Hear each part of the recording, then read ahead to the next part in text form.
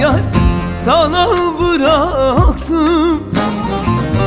İçimde dinmeyen acılarımı, yaralı sevdamı sana bıraktım.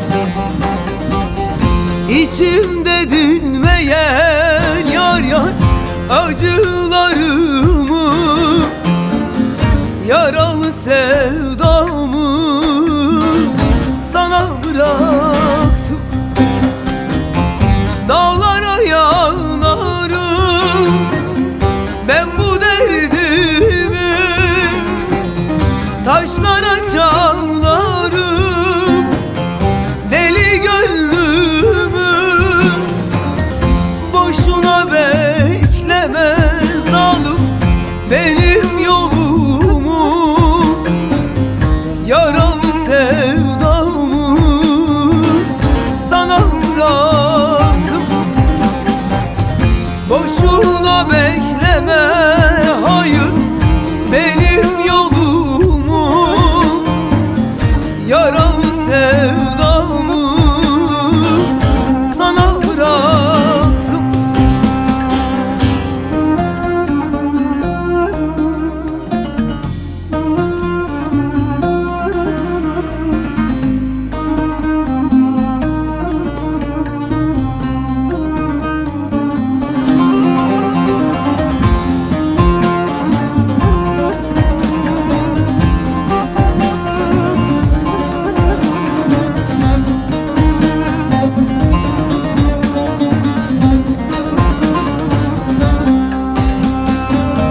Yolları bezesen gelip de geçmem, elinden bir tas su alıp da içmem. Sen benim ömrümde yar kara bir diken, gülleri bağlarım sana bırak. Sen benim ömrümde zalim kara bir diken, gülleri bağlarım sana bıraktım.